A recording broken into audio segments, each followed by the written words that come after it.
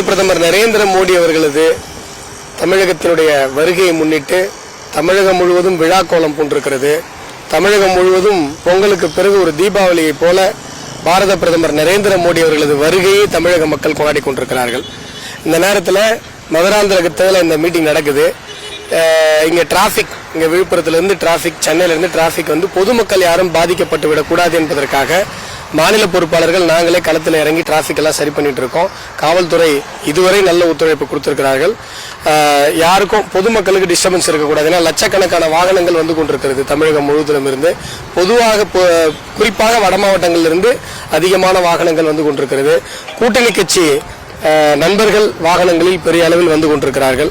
ஆகையால பொதுமக்கள் இந்த நேரத்தில் மாற்று வழிகளை, மதுராந்தகம் தவிர்த்து மாற்று வழிகளை பயன்படுத்தினா அவங்களுக்கும் சிரமம் இல்லாமல் இருக்கும் என்பதையும் நாங்கள் தெரிவித்துக் கொள்கிறோம்.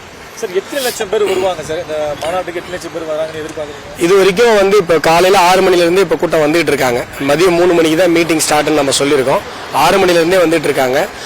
5 லட்சம் பேருக்கு குறைவில்லாமல் இந்த கூட்டத்தில் கூடுவார்கள் என்று எதிர்பார்க்கப்படுகிறது.